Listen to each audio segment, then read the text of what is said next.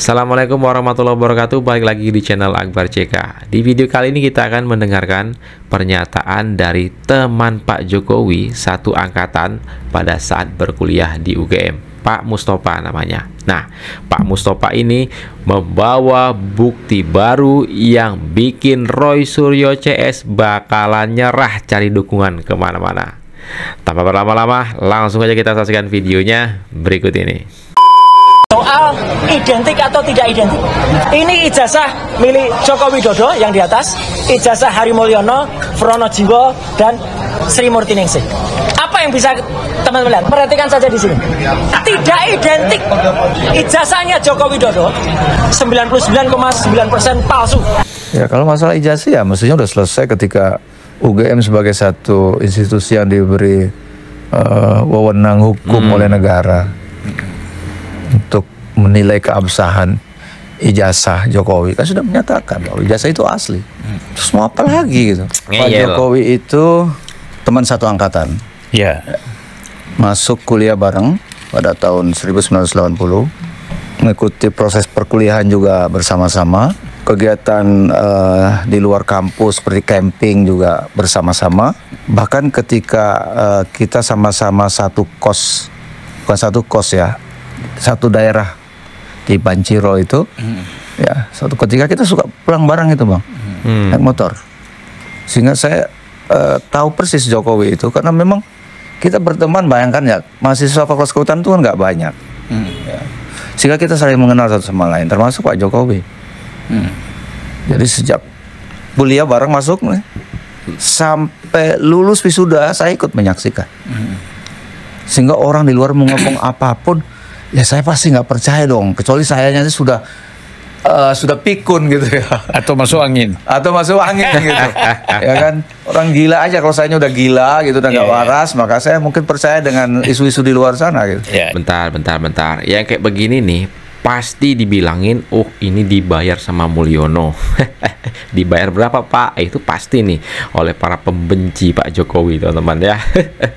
Ini kan saya orang saksi fakta, saksi hidup yang melihat, menyaksikan, berinteraksi langsung dengan Pak Jokowi sejak masuk sampai beliau lulus sebagai sarjana kehutanan terus Gajah Mada, sehingga ini saya pastikan itu tidak meyakini lagi, tapi memastikan itu. Memastikan. Ya di mata kami ya itu semua nipu aja gitu, bohong aja. Wong kita yang tahu persis Pak Jokowi dari mulai masuk bareng-bareng gitu kan sampai kuliah bareng ya.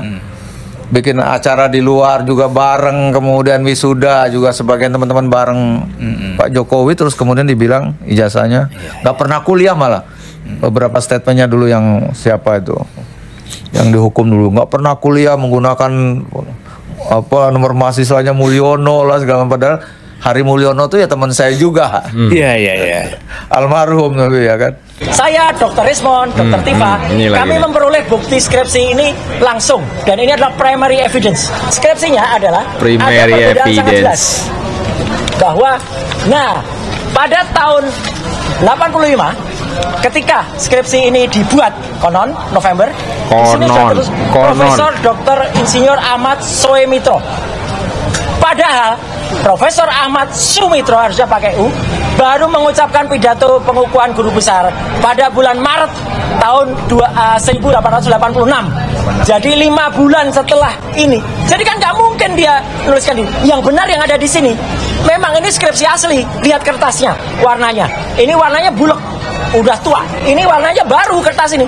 Jadi ini ada kertas baru atas nama Joko Widodo yang dimasukkan ke dalam skripsi milik orang lain ini. Sumitro itu dia dosen pembimbing skripsinya Jokowi. Kan banyak orang persoalkan mengenai U, OE gitu kan ya. Ya aneh aja itu loh. Hanya masalah U sama O lama dipersoalkan. Saya kira itu tidak bernilai lah secara hukum itu. Itu kan hanya salah satu dokumen ya yang mungkin pada era itu kan belum serapi sekarang ya. Tapi kan yang bersangkutan sendiri tidak mempersoalkan, yang pakai ulama ditandatangani, yang U saja ditandatangani, kenapa orang lain harus mempersoalkan gitu? Itu apa prinsip lah. Gak prinsip lah, itu minor lah ya, masalah minor. Nama saya juga di di skripsi pakai TH, di ijazah nggak pakai H. Nah, tuh. Terus apa kemudian saya dibilang skripsi saya palsu gitu. Ini juga ada nilai namanya problema kehutanan.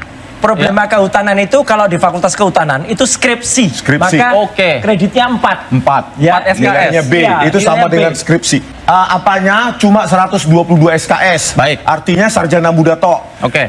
Mata kuliah pilihan daftar nilainya kosong. Oke, sebentar. Terus otoritas siapa yang menandatangani nggak ada. Oke, baik. Itu entah punya siapa. Jadi ya karena dia memang seolah-olah melihat skripsi itu berdiri sendiri ya. Skripsi kan tidak berdiri sendiri, Bang. Skripsi itu kan diuji, ada namanya ujian skripsi. Kalau di kehutanan namanya ujian problema kehutanan, bukan skripsi, problema kehutanan. Kalau lulus itu ada namanya berita acara hasil ujian skripsi. Itu ditantangani oleh semua dosen penguji, sekaligus nilainya dan yudisiumnya apa. Dilampirkanlah skripsinya.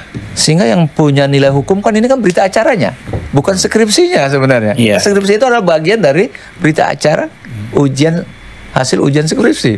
Nah, pada saat skripsi itu, pas setiap ujian itu pasti ada yang dikoreksi kan? Iya. Nah, kita perbaiki. Setelah diperbaiki, itu saya ingat tuh diserahkan ke bagian pengajaran, 1, perpustakaan, 1, 3 kepada dosen penguji. Terus kita dikasih tanda bukti menyerahkan skripsi. Itu ada, Bang. Saya ada punya dokumen-dokumennya lengkap. Nah, pada saat menyerahkan itu kan masih kosongan. Jadi kita nggak tahu itu ditandatangan apa tidak. Karena itu urusan di fakultas sebenarnya. Toh yang penting itu berita acaranya sudah ditandatangani. Berita acara hasil ujian skripsi itu ditandatangani dan ada nilainya. Skripsi menjadi lampiran. Lebih bisa. Justru jadi masalah kalau misalnya skripsi ditandatangani tapi nggak ada berita acaranya. Ini contohnya gini, Bang. Thailand ini Ini berita acara dilampiri oleh skripsi, Bang. Itu. Jadi ini yang punya nilai hukumnya justru di berita acara. Berita acara. Roy CS yang tukang ngarang ada nggak itu? Ada pegang nggak? Ada pernah lihat nggak berita acara? Ayo. Karena di sini udah menyebut judul skripsinya apa, sama di sini. Bahwa skripsi dengan judul ini setelah lulus, sudah diuji dan lulus dan diberita acarakan gitu. Ada ini. Jadi jangan melihat skripsi itu seolah sesuatu yang berdiri sendiri, nggak bisa. Ada berita acaranya. Sekelas UGM itu tentu punya transkrip nilai akhir yang baku. Sekelas UGM nggak mungkin ini tulisan tangan. Ada stempelnya, ini coba ditarik ke atas. Ada tanda tangan pembantu dekan 1. Mata kuliah pilihan diketik dan ini nilainya diketik. Coba punyanya Pak Jokowi. Nah ini nggak ada mata kuliah pilihan, kosong. Terus nggak ada otoritas siapapun, kosong.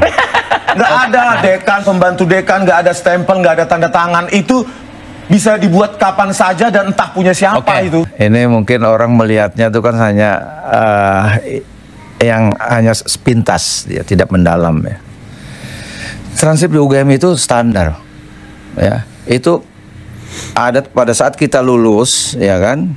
Kemudian kita mau melamar kerja, itu biasanya kita minta transkrip. Yang aslinya itu ada. Tantangannya oleh dekan, kemudian difotokopi dan dilaalisir sebagian. Itu pasti nggak. Jadi yang tulis tangan ini ingin saya sampaikan. Saya punya dokumen saya lengkap. Jadi dari mulai KHS, ya Bang. KHS itu nanti ada kita terima 1 lembar, kemudian file di bagian pengajaran dan 1 lembar lagi diterima oleh dosen pembimbing akademis. Dari KHS itu oleh dosen pembimbing akademis itu dia punya kartu, Bang, saya lihat namanya daftar nilai, bentuknya kayak kertas karton tebal zaman dulu. Jadi itu dari KHS itu disalin tulis tangan tuh. Misalnya saya dapat nilai tidak lulus di semester 1, ada 1 mata kuliah, dia tulis tuh, nanti saya ngulang di semester 3 lulus, coret, diganti kayak gitu. Nah, jadi dia tulis tangan terus. Kemudian sampai ke semester 8 dia disalin tuh tulisan tangan itu, direkap gitu. Itu masih tulisan tangan juga. Tapi belum ada IP-nya. IP kumulatif itu belum ada. Nah, kemudian menjelang pendadaran gitu, menjelang sidang ujian skripsi, itu direkap rapi oleh dosen pembimbing akademis itu dan ditandatangani. Sehingga sebenarnya yang tulis tangan itu sebenarnya itu file internal dosen pembimbing akademis sebenarnya. Iya, iya. Ya, karena yang mahasiswa tahu itu hanya KHS dengan transkrip yang final yang dikeluarkan oleh fakultas, tantangannya oleh dekan.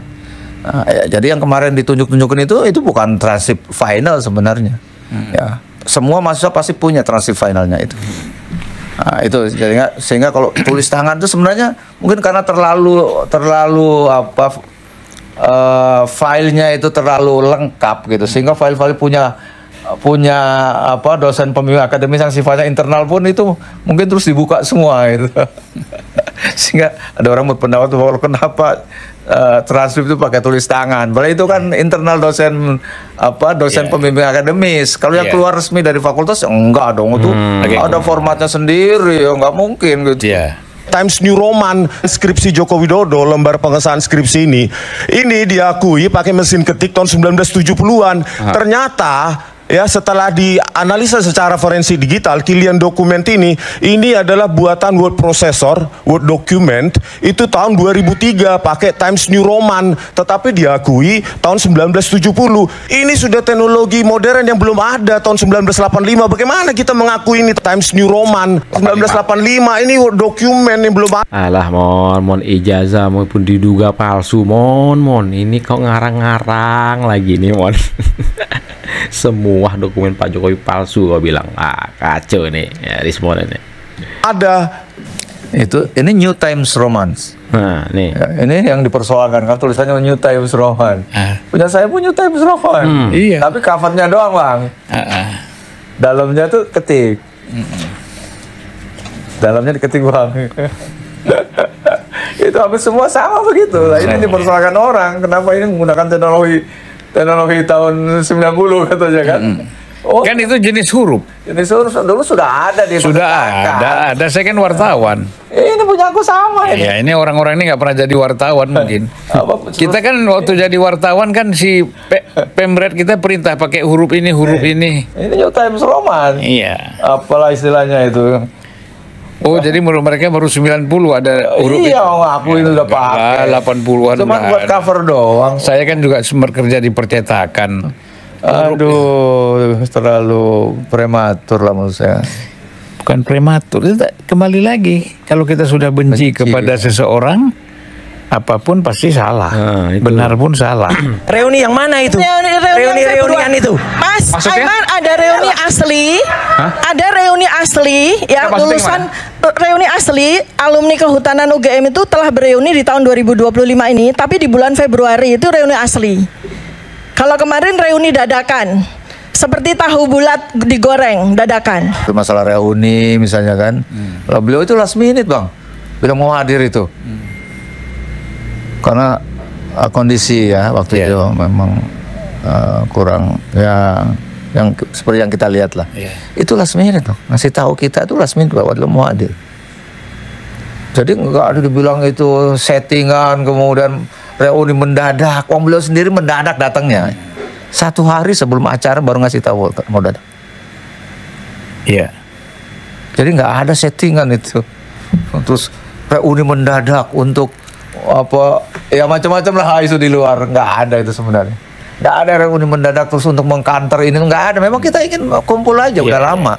Kenapa harus pakai name tags? Memang waktu itu ada debat tebal, kenapa kita kan sudah pada kenal gitu ya. Cuma waktu itu alasannya karena kita bawa ibu-ibu, bawa istri-istri kita, supaya kan istri kita banyak yang tidak saling mengenal.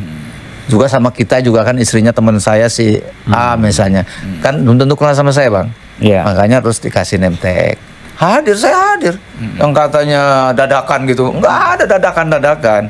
Karena awalnya itu sebenarnya sudah lama sekali kita mau bikin reuni di Istana Bogor. Sebenarnya udah bikin kaos juga, ada kaosnya tuh Tanah Bogor. Kedepannya Pak Jokowi sibuk terus, nggak sempat lah ya. Dan Pak Jokowi pun nggak terlalu ini dengan teman-teman kan, mungkin karena saya sibuknya sebagai seorang presiden. Akhirnya pas halal bihalal kemarin habis lebaran kita bikin halal bihalal juga, merancang untuk cobalah pengganti di Bogor itu kita bikin lah pas 45 tahun gitu. Dan itu bukan reuni Fakultas Kehutanan, reuni angkatan 80. Angkatan Pak Jokowi, angkatan saya gitu. Nggak ada hubungannya dengan reuni Fakultas Kehutanan gitu. Ini angkatan, kalau di tempat saya biasa tuh kemarin reuni angkatan di atas saya 79. Sebelumnya ada reuni angkatan 82. Jadi itu masing-masing gitu. Kita kan juga punya perkumpulan namanya The Spirit 80. Ya, Spirit 80 kebetulan dewan pembinanya saya dan Pak Jokowi dan saya, Bang. Menurut Dr. Tifa, Mulyono yang memiliki nama asli Wakidi ini bukan seorang insinyur, melainkan Wakidi ini disebutkan Dr. Tifa sebagai calo di Terminal Tirtonadi, Solo. Pernyataan Dr. Tifa itu disampaikan melalui cuitannya di media sosial. Baru kali ini ada seorang dokter neliti ijazah. Bukan neliti organ tubuh, bukan neliti suatu penyakit, ini neliti ijazah. Kacau Indonesia Raya punya orang kayak gini ya. X. Hal lain yang membuat Dr. Tifa heran ialah, jika benar seorang lulusan insinyur, mengapa sosok Mulyono ini tak mampu membeli gigi palsu? Merespons pernyataan Dr. Tifa, Mulyono justru tertawa. Nah ini dia Pak Mulyono yang dibilang sebagai calon tiket di terminal. Sampai Pak Taufik itu Pak pergi cari tahu ke terminal. Ternyata dijawab sama orang terminal, saya tidak pernah melihat orang ini gitu, begitu dilihatkan foto, karena memang mereka lagi fitnah-fitnah aja. Inilah dia Pak Mulyono. Pak Mulyono mungkin bisa menjelaskan sedikit begitu selesai kuliah jadi mana gitu. Dulu saya selesai kuliah tuh langsung di Pulau Mentawai ya. Setelah dari Mentawai ya keliling lah sampai Maluku, Sulawesi, Papua itu, terus terakhir di Jambi. Tapi tidak pernah Pak jadi calon tiket. Kalau beli tiket pernah Pak. Ya kayak kemarin misalnya Mulyono dibilang apa calon tiket di Tirtonadi, itu tuh kebangetan lah menurut saya. Karena Mulyono itu betul teman aku, Bang. Teman saya tuh. Ini pun teman mereka mau ada mempertimbangkan untuk apa istilahnya buat laporan lah. Laporan polisi lah, orang-orang yang melecehkan gitu ya. Mulyono katanya calon tiket di terminal Tirtonadi gitu. Itu saya kira nggak tahu itu info-info kayak gitu dari mana ya. Kalau ada disusupkan dari ITB katanya, padahal itu namanya Dwi Atmojo, itu temen aku satu angkatan. Jadi banyak hal yang menurut saya kok orang begitu mudah memfitnah gitu ya, tanpa ada ngarang cerita ya, tanpa didukung oleh fakta gitu. Begitu mudah, saya nggak ngerti era sekarang itu, era ngarang cerita tanpa didukung fakta-fakta. Saya Akbar CK mau undur diri. Sebelum saya akhiri, jangan lupa like dan share video ini ke grup-grup yang teman-teman miliki. Assalamualaikum warahmatullahi wabarakatuh. Salam sehat selalu. Bye-bye.